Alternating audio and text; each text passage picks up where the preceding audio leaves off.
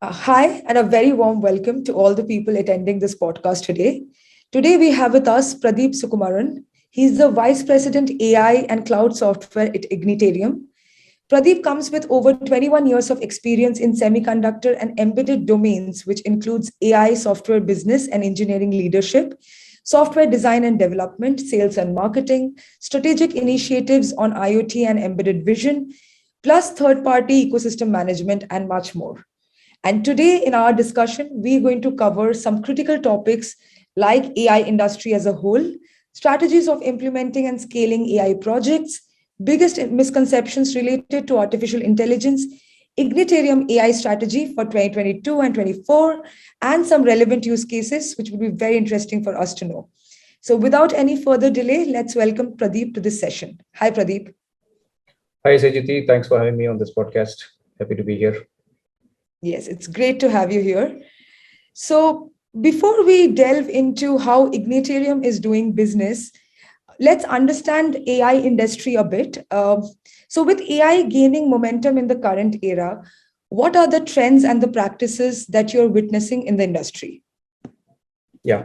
So, in fact, before answering that, let me just give you a short intro into what we do at Ignitarium, so that the points you're on make sense to all. So, we are a product engineering design house. We work for global clients and with a lot of focus on semiconductor-based product development. And in this context, AI for us means a lot of sensors that we deal with, the use of machine and deep learning software to analyze data from sensors such as camera, LiDAR, radar, and also some IoT sensors like the vibration sensors and temperature. And for us, most of the AI compute happens at the edge. Of course, there are implementations that we do on the cloud, but most of it is happening real time at the edge. And the industry verticals that we focus on, where we work with our customers, are in the areas of consumer electronics, industrial, medical, and also automotive. Now, the trends that we are seeing in this context specifically is what we call as the Cambrian explosion of AI hardware accelerators. So deep learning, as you know, has become a practical and deployable solution, mainly because of the compute that is available. And thanks to NVIDIA for triggering and initiating this almost a decade back, it's still the hardware of choice, the GPUs. But we are seeing many interesting different AI accelerator architectures and options that are now available for developers, right from low cost, low power hardware to some heavy duty hardware accelerators. And along with that comes a lot of mature software stacks and tools. And this open source nature of the world has really helped improve that. And we are seeing that this has made AI compute affordable, AI compute cheaper, and it's only increasing. And we want to see many more products which are going to have AI enabled features in them. And to add to this, from our perspective, we are seeing that the sensors that are being used, the ones that I mentioned, camera, LiDAR, radar, the sensor industry is also progressing well. They are making breakthrough technologies, making it more affordable and cheaper, especially the 3D sensors, which as you can see, are now available in phones as well with LiDARs.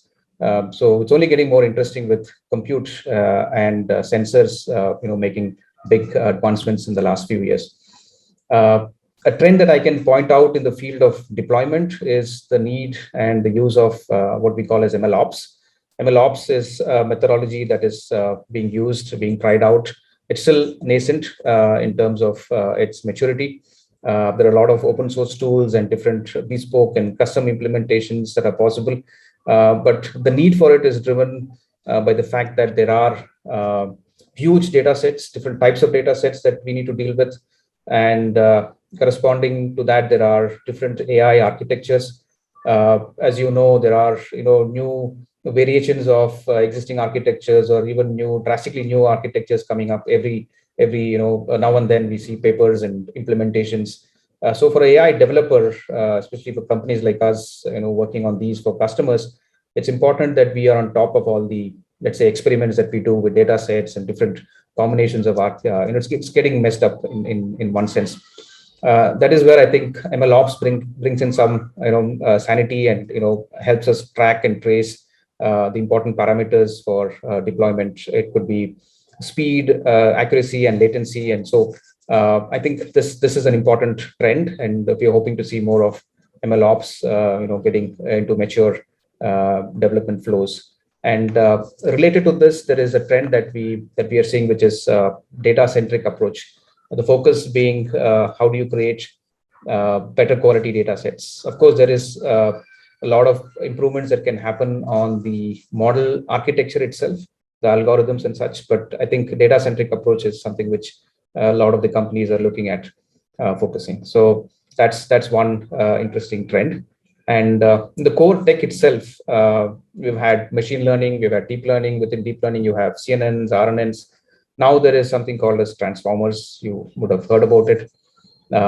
Just a few years back, I think Google triggered this, massive shift to very large scale implementations. We're talking about billion, parameters, even close to trillion parameters.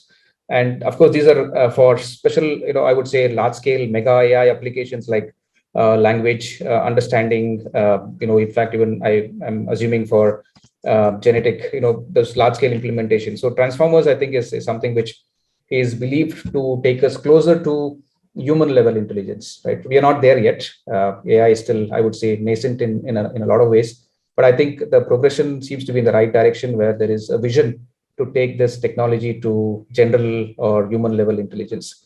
And Sejiti, for me specifically, and for a company like Ignitarium, the best part is all of these trends that we are seeing. The progression is happening at a much rapid pace compared to, let's say, just 5 years back.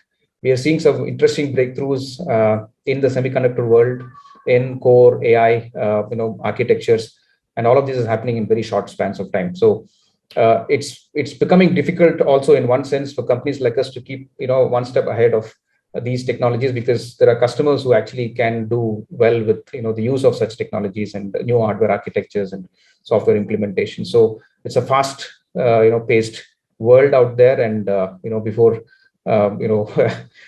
things get worse, I think we all need to kind of figure out ways to keep abreast of what's happening. So definitely a lot of interesting things happening, and we just need to be on our toes and adapt as fast as we can. Very rightly pointed out, Pradeep. It's a fast-paced industry, and to keep our relevancy and to keep this pace, we just have to keep moving fast. This brings me to my next point on AI projects, and my next question as well.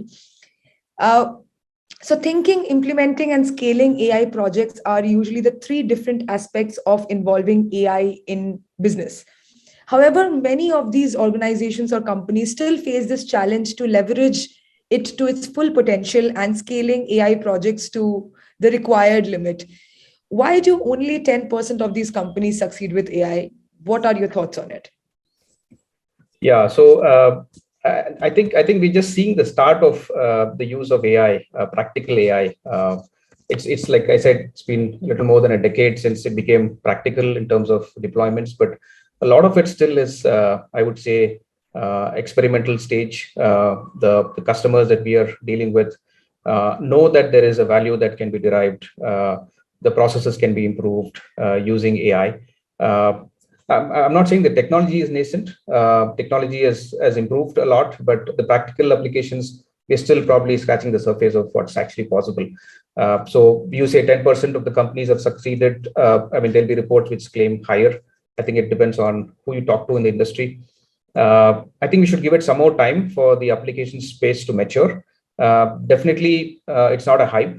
We've seen deployments that are there right now, which leverages machine learning, which leverages some very complex networks, some very interesting mix of sensors, sensor fusion. All these are happening. And there are challenges to scaling. We've been involved in tons of POCs that we've done for customers. And only now we are seeing some of them getting into the next stage of pilots and production systems. I think there are a couple of points which kind of, we should look at in terms of the difficulties that we have in reaching that full potential as of now.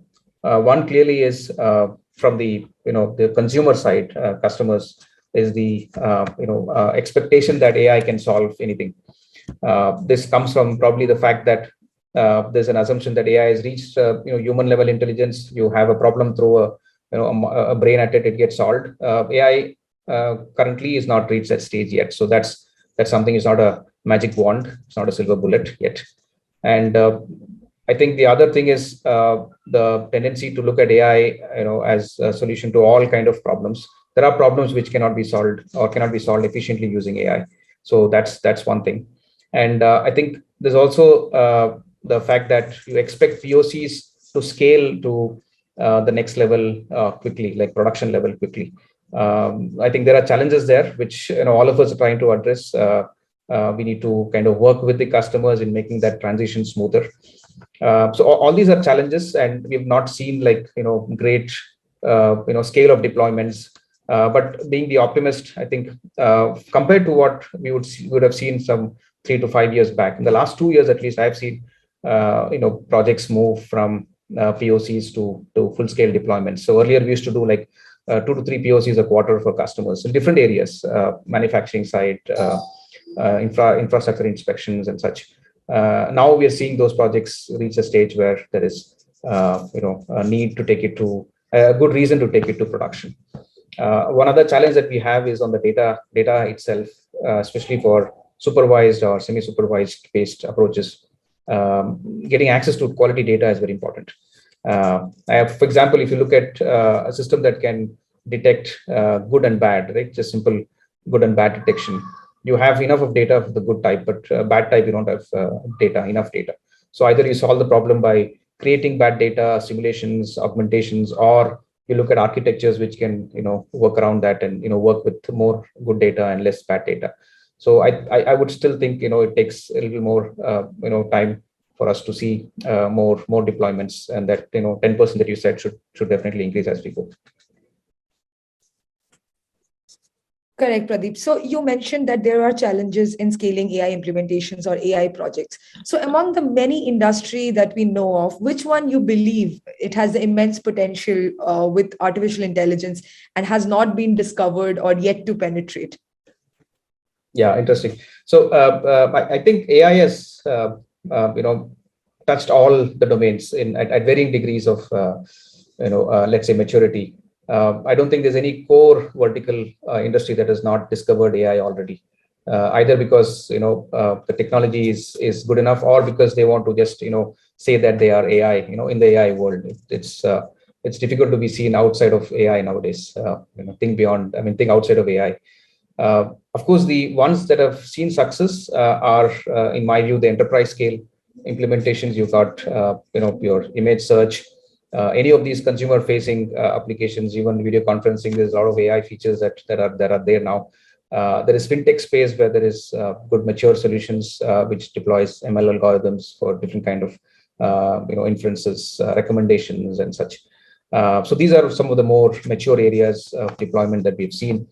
Where I see there is good potential is the industries that we are also catering to: industrial, automotive, medical, where there are a lot of R&D programs that are happening, and we get to work on some of those. Some of our customers actually have funds every year for seeing how AI can improve whatever product they're building, right? So we get to play a part in that.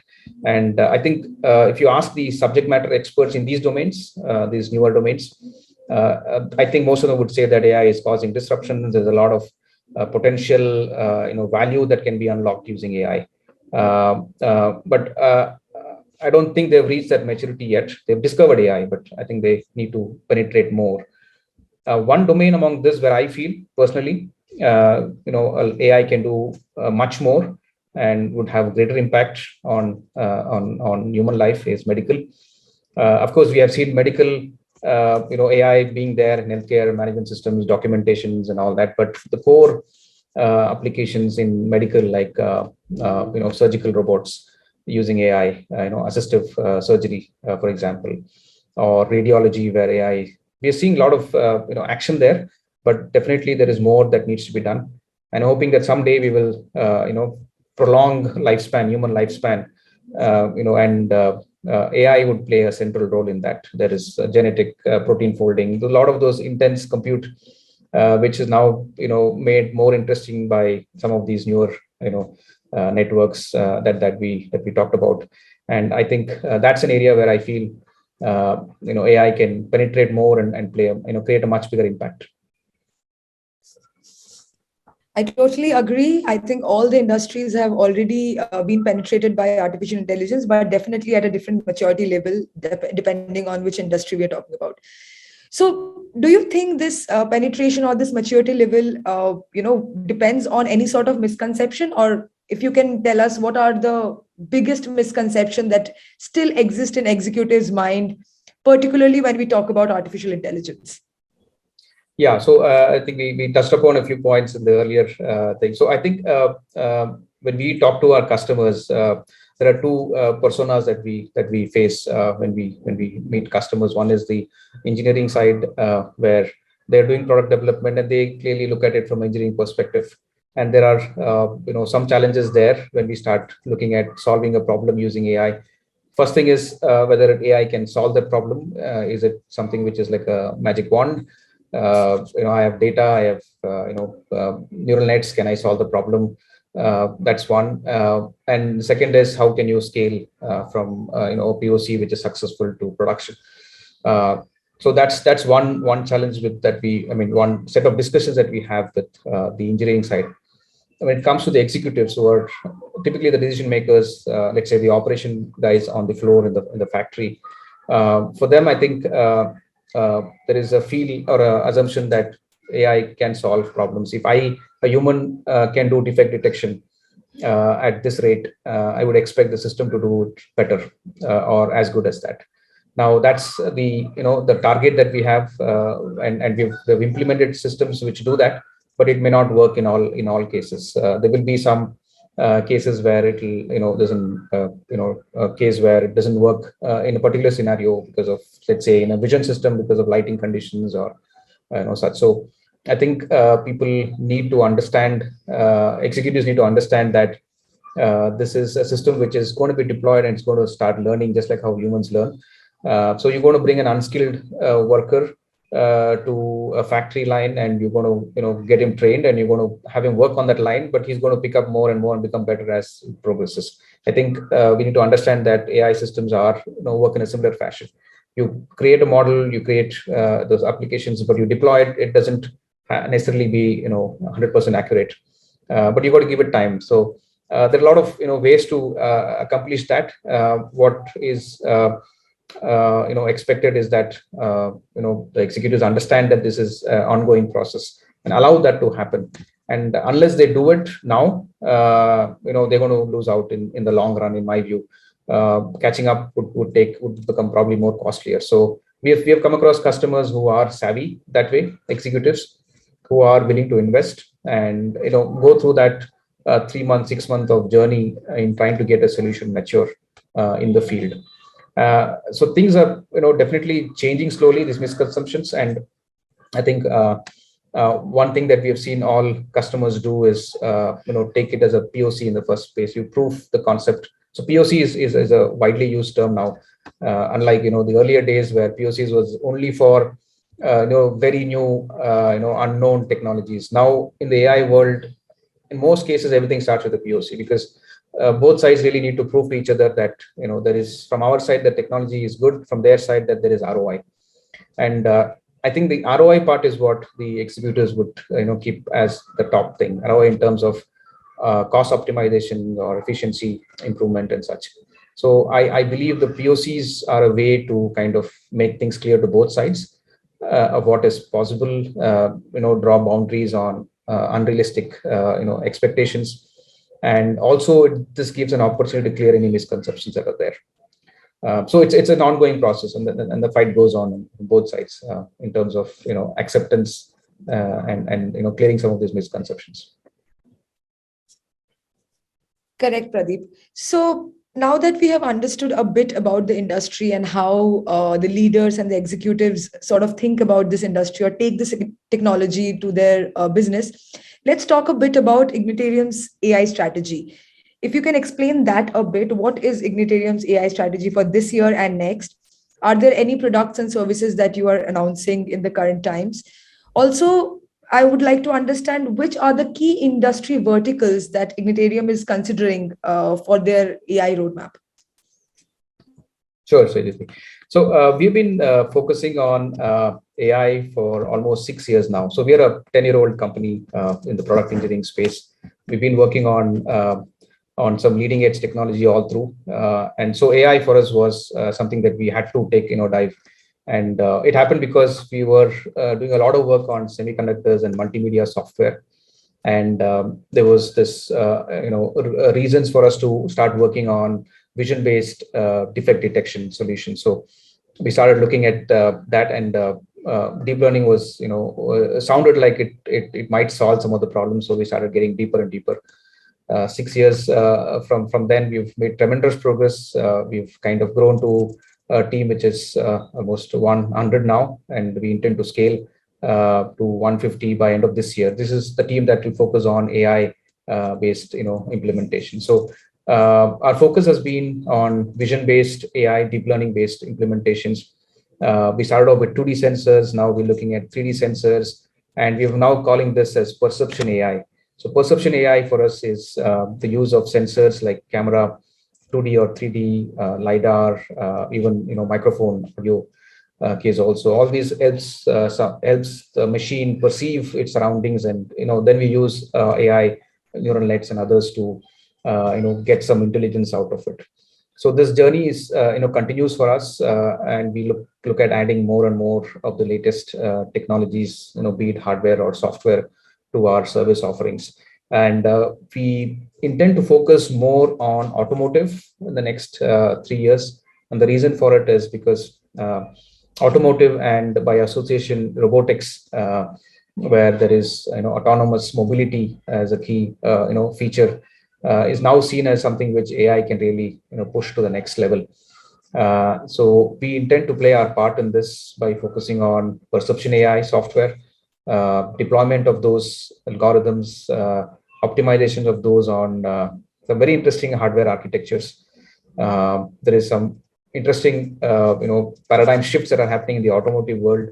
Car is becoming software on wheels, as they call it, more software centric. We're going to see apps being available for car owners to download, just like they have phone apps, and a lot of it is going to have AI enabled features, and we want to be an enabler in this space. So we want to focus a lot on automotive. We have a very strong background in automotive in the chip design space and embedded software. So for us, it is an adjacent area in terms of the ecosystem. So adding AI to this is definitely going to help us increase our customer base. And we're also seeing within the automotive space, electric vehicles, being the next big thing, a shift from ICE engines to electric vehicles, and that basically means less mechanical, more electronics. And there is this domain of battery management systems that is very interesting, especially now that we are seeing a lot of the players coming in and creating two-wheelers, three-wheelers, and four-wheelers with battery for the electric vehicle, and a lot of them are not really built to standards. And I think one of the reasons is because of lack of battery management systems. And I think that is where a lot of good data analytics can help. So we are actually initiating an R&D project this year, where we're going to invest in creating capabilities and also solutions which will address this particular data analytics, or what we call as the BMS digital twin. So that's one area that we focused on. So there are initiatives that we kick off every year at the start of the calendar year, where the senior management, the core team, the technologists huddle up and we look at some of the trends. And clearly this year for us, AI was seen as the focus point. And so we've structured a lot of it around AI. And we intend to invest more, build the team on this. So in addition to automotive, we have been working on the vision-based AI solutions for infrastructure inspection and industrial applications. Infrastructure inspection is been a focus area for us, and we will continue to focus on that. Talking about civil infrastructures like railroads and roadways and bridges and all those, which now are finding a lot of importance in the developed countries because of aging infrastructure. Infrastructures that were built decades back now need a lot of maintenance, and the government is spending trillions of dollars to do so, and that's going to trickle down the supply chain to customers, our potential customers. We intend to capitalize on that. So that's on the application side of AI. On the semiconductor side, which is the core part of our company's capabilities and skills, we've been working with the hardware accelerator companies, and we intend to continue our offerings, which is to help them build more and better mature AI software SDKs. So while there are different hardwares available, what is going to be a factor for success is the maturity of the software that you can have. And I think that's where companies like Intel and NVIDIA specifically have done a great job in making their software stack so user and developer friendly that a lot of the things that are hidden, which needs to be hidden, are hidden. All the intricacies and the complexities of the hardware are abstracted, and the AI developer just focuses on using those to implement a solution in the fastest way possible. So the newer hardware architectures that are coming up also need similar software stacks, and we are already working with a few of them, startups, as well as even the tier one semiconductor companies who are looking at creating mature software development kits on their hardware. So that's will continue to be a focus for us. To summarize, we this year and going forward, we intend to stay focused on perception AI, sensor-based deep learning implementations, AI hardware platforms, and get more entrenched into the automotive and the adjacent robotic space. Correct. Those are really good stuff that Ignitarium is planning to do, and we are really excited. We would look forward to that. If you can also talk a little bit about the AI use cases, how can we identify AI use cases that are highly relevant and will deliver maximum impact for your organization? Also, how people can do it, other organizations can do it. Can you also share some interesting business use cases that can substantiate your claims that we just mentioned? Yeah. So So this is things that we have been through in the past few years, working with different types of customers and looking at their problem statements and seeing if AI can actually make that dent that they're looking at. And it all boils down to the ROI that you get at the end of it. When we start looking at problem statements, and we have learned this the hard way, where we at one point we used to take up all the projects that come our way and say, okay, let's plaster AI on it and see how it is, right? But then it really doesn't work out in the end. So over these years, we have kind of learned to identify what kind of problems really can be solved using AI. And I think there are a few criterias that we apply, and we have open, honest discussions with the customers, and look at practical ways of implementing it. No point taking the customer down a rosy path and show him a dead end. Right. So one is are there data sets that are available that can help us actually implement that solution, especially since we're looking at supervised and semi-supervised learning, and is there enough diversity or variability in the data sets? And that's an important discussion that we have. Where it's hard to apply rule-based or traditional algorithms, that is where definitely AI as a good can have a good impact.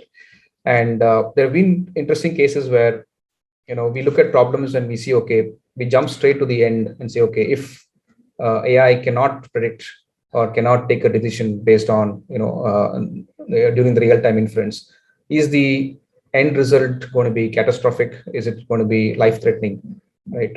In some cases, in most cases, we feel it is not.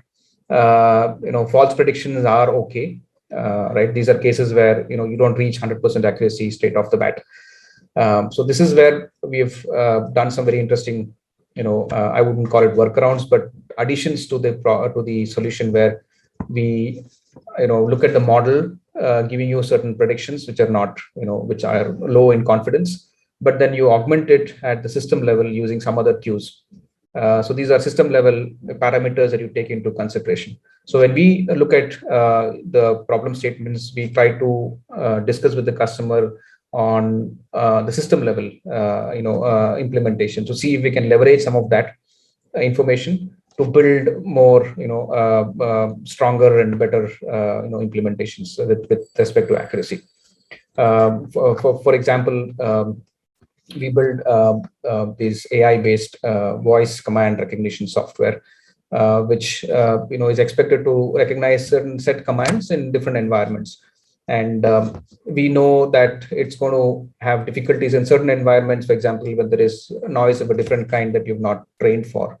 So there are two ways to solve this. One, you do some in the field upgrades where you can adapt to the new environment, or you make use of some cues at the system level, which allows you to kind of improve the accuracy of the system as such. So we've done some interesting things there. Now these are some of the technical aspects. Now when you look at the uh, uh, business side aspects of it, definitely in a lot of cases we have seen that the human level intelligence is still cheaper than machine level intelligence. So when we go about implementing POCs, we realize that the humans, especially in developing countries, the human labor is still cheap, and you could as well use this, continue to use what you're doing, and kind of shift the automation plan a bit, down the line. But here also it's heartening to see that some of the customers are taking a longer term view. When you do the unit economics, the proposed solution may not meet your expectations. Like if you're trying to replace a labor, which is a few tens of dollars an hour, with a solution which is way costlier, easy decision is okay, let's not do it, let's continue with the human labor. But some of the customers, I see more of more and more of these happening, where they look at down the line. Now, what if I have to scale my operations? I have to go, for example, across lines, across factories. Then let me look at the unit economics, and that may not happen currently, but maybe 2-3 years down the line, the unit economics is definitely going to improve. So I think that's the kind of conversations that we have started seeing, which is unlike 2-3 years back, where a POC would probably be the end of the project, right? And all the hopes of AI, is dashed for both the parties. But now we are seeing, like I said, it's a ongoing process. There's good education that's happening on both sides. The way we explain also has improved. We are not looking at it purely from an engineering perspective, saying the tech is great, let's just put it. We're also trying to understand the customer's business, perspectives. At the same time, the customer is also understanding the current limitations of the technology as such. And I think there is some middle ground that we see. So yeah, it's quite encouraging that this is happening. Very nicely described, Pradeep. Now that you have mentioned that you are critically working with some customers, what are some of the biggest challenges in working with these sort of customers on AI and ML based programs or solutions? Also, if you can also jot down some critical points that these customers or other companies should keep in mind when opting for an AI transformation for their organization. Yeah. So when it comes to the challenges working with customers in these AI ML based programs, like I said, I've covered a few of the points earlier. One is clearly educating the customers that AI is not the one point solution. There have been cases where we've been able to break down the problem statement into subsets and prove to the customer that one or two or some subsets can actually leverage AI. But let's not make the complete solution AI driven. Let's do it in phases where there is areas where AI actually makes sense. And then when you bring the solution together, it's a combination of AI plus traditional approaches. Traditional as in rule-based implementations. For example, in the case of computer vision, we still rely a lot on standard, traditional image processing algorithms. Standard, rock solid implementations that are there to solve a particular problem. Best is to use that. and then you use AI for problems which actually require AI implementation. So that's one thing that we have seen, an hybrid approach to implementations. uh, Second is, when we look at problem statements, there are two aspects. One is the technology itself, that is AI, or the algorithm part of it, and then there is the domain expertise. When I say domain, is the industry domain expertise. So example, if you are working with an automotive customer or medical customer, we would want the subject matter experts from their side to work with the experts on our side. So we bring in certain skills, which is the knowledge of these algorithms, implementations, how data sets can be prepared in a better way, what kind of neural net architectures are good. But we wouldn't know much about, let's say, the core automotive domain or industrial domain. Like, you're looking at gas pipeline detections and all that, right? So the subject matter experts from both sides have to work very closely. So uh, we've been pushing for that with some of the customers, saying bring in your experts, and let us talk, so that we look at both the aspects, your domain as well as our domain, and then propose a solution. I think that's something that I think is working well. And we also encourage customers to give enough time for the implementation to mature. So for POC could typically be, in our cases, we have seen typically 1 to 2 months, where you're quickly putting together some things and showing that there is feasibility. And then we propose what is called as a pilot phase. And pilot phase is typically another 3 to 4 months of work, where we take it to a little more mature stage with more data sets and finer models and all that. And then there is a production stage, the third stage, which could be 6 months. So most problems we have seen kind of can get bucketed into these three: a POC, a pilot, and a production phase in any of the industries that we have worked. And we educate these customers that it takes time. So be with us on this journey. There is investments that you have to do for almost a year to see the real benefit. If you're have the gumption and the appetite for it, then let's go on that journey. I think that's something which we are seeing more customers now opening up and saying, yes, there is some things we can do. There are limitations in budget, so let's do maybe a POC and a pilot, and then I'll get more budget from my higher management. So that's that cooperative, collaborative way of working is one approach that we have seen. So this kind of works around some of the challenges that we are seeing. So to your question on the critical points companies must keep in mind, when they're looking at AI to transform whatever area they're in, right? More or less similar, like look at problems that your experts in the companies feel that can be solved using AI. And we are seeing more and more company executives and operations actually reading up on AI.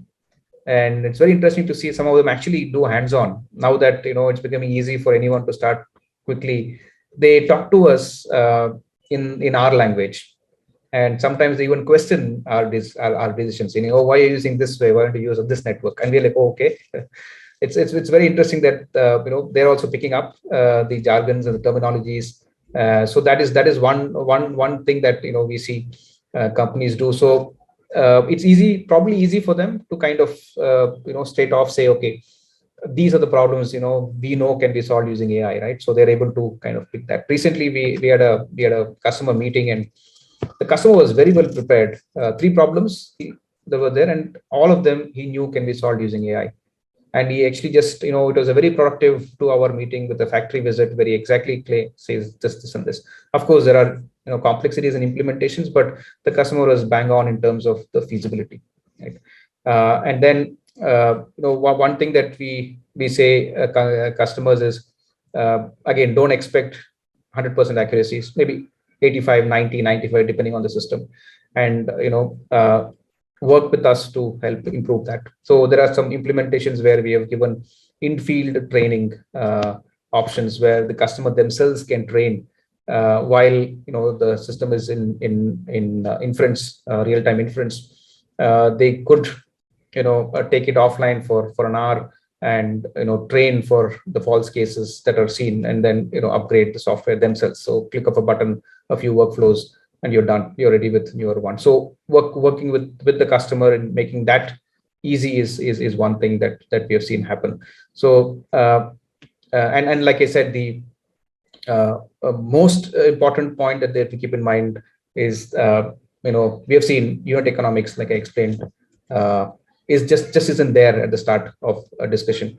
So when you're looking at AI transformations and you go down to the brass tacks and you see, okay, if I spend a few dollars on machine intelligence, it's not going to work. I can continue with human labor, right? That I think they have to revisit and look at it longer term, right? So this, when the scale happens, and when the AI technologies improve, definitely it's going to beat the human labor cost at some point. So if that clarity is there, I think these are some of the points that the companies can keep in mind. Okay, so Pradeep, you mentioned that there are times when you would not suggest an AI-based approach to a problem statement. Rather, you would rather go for an AI plus traditional approach, to solve a problem for one of the customers. Or are there any examples that you can share with us? What are these times when you don't recommend AI-based approach? Yeah, I think there have been quite a few in the area of image, vision AI systems where, like I said, simple. I wouldn't say simple traditional. I mean, the existing traditional algorithms can do as good a job, and you save a lot of time in terms of deployment. You don't have to spend the POC time and all that. So there have been cases where for example, we had to look at a defect of an object. For a global client, there was a project that they were looking at doing, and they had done some experiments using AI themselves. So this is another point. We do have customers who have R&D teams within who actually are looking at AI. So they did some experiments and they found that yes, this kind of network could kind of solve the problem. Then they came to us to kind of improve the accuracy. Said, okay, tell us what it takes. Should we look at data? Should we look at the model architecture itself? And when we looked at the problem, we said, okay, help us understand the constraints in which you're going to deploy this, right? If you're looking at creating a generic solution, then yes, your approach is good, but it's going to be complex in terms of implementation. So give us a better understanding of the environment in which you're going to operate and what are the constraints. And when that clarity came in, it was clear to both sides that you really can implement it using image processing algorithms, and we actually did that for them. It was a complex implementation in terms of some of the coding and design that we had to do, but definitely we didn't end up using AI in that particular implementation. So I think conversations like this are important when we have discussions with customers, and we sometimes probe a lot with customers. Some of them even think, why are you asking me such questions when just do what you're told, which is to solve this particular problem using AI. But I think once you start peeling the layers, we find that it's not what it actually is. What it seems. You can still fix it using traditional approaches, and that's a good thing with us is we have seasoned that way. We've grown through that. This company has veterans in our midst who have been through that phase of using some of these older still valid technologies. So some of them are still, I would say some of them are skeptics within our company itself. They always challenge, why are you throwing AI at a problem, right? I solved the same thing years back using traditional approaches, so let's try that. So that's an interesting thing that we noticed. Exactly the point. I think we should stop throwing AI at problems that can be actually still solved by the traditional approach. So we're sort of nearing the end, but I would like to understand a few more points. In an AI ML program, where does Ignitarium see a maximum time and energy spent? And are there avenues for automation that can minimize this in future? Yeah, definitely. Definitely a lot of avenues for optimization. Like I said, this is an ongoing, process of, AI, the use of AI in different applications, and the maturity that we need to bring in terms of process and deployments and such. Typically, like I explained earlier, in our view, there are three phases. There's a POC phase, there is a pilot phase, and a production phase. And in each of these, for a typical, supervised based approach, there are three stages, I would call. One is data preparation. Data preparation is about data collection, cleaning, augmentation, basically getting data ready for the next stage, which is the training stage. And the next stage is actually a mix of model selection, model development, and training. In some cases, you are good to use your standard architectures, your REST nets, mobile nets, YOLOs, all those standard network architectures are there for you to use and, retrain using your data set.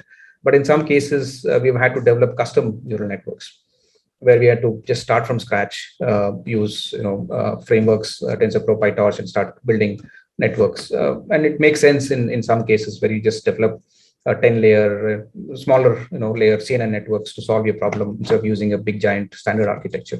So that is the second phase, model selection, development, and training. The third is the deployment part. This could be on edge or it could be on cloud. And again, there are complexities thereof.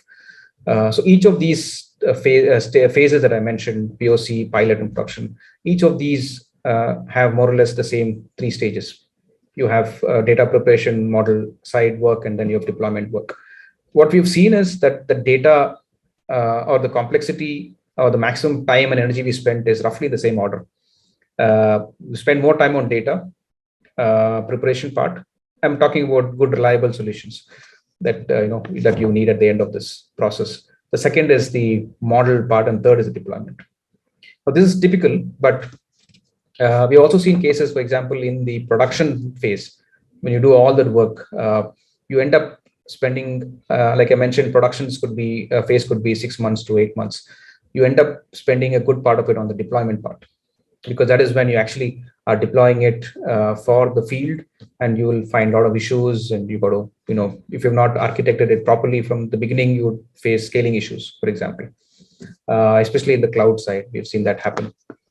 So roughly in this order: data preparation, model development, and then deployment. And each of these, there is a lot of automation that is possible. We have seen and we have done automations in all these three areas.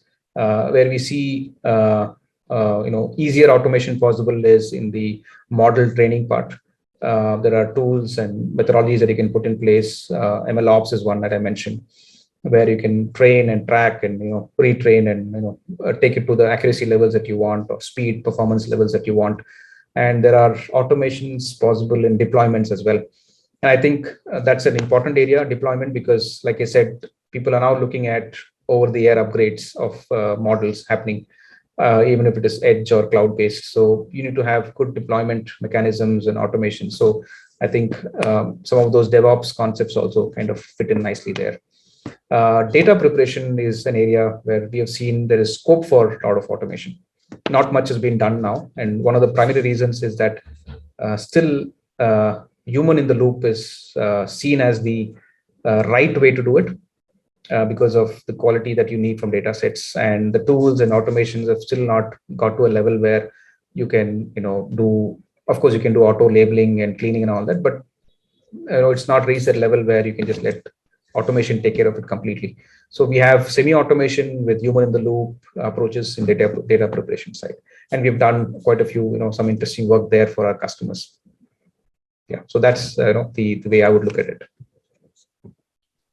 Correct. Very nicely described, Pradeep. This sort of brings me to the end of this discussion. But at the start of the discussion, we spoke about how AI is a fast-paced world and how companies need to be on their toes to, keep up their relevancy and stuff. So, according to you, how do you foresee this year and the next turning out for Ignitarium in terms of artificial intelligence industry? Yeah. So for us, in terms of revenue, when we started working on AI, it was more of an R&D initiative some 6 years back. And we've just trying to figure out what it means for us and for our existing customers at that point.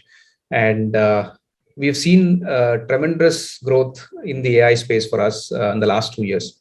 We grew to a 100-member team, and we have scaled our plans for this year as well in terms of hiring people and training people to work on this. And this being a new field, it's not easy to find people who are who have experience in this domain. So we have created an intense, very interesting in-house training program with a lot of hands-on work on different kind of hardware architectures, different kind of deployments.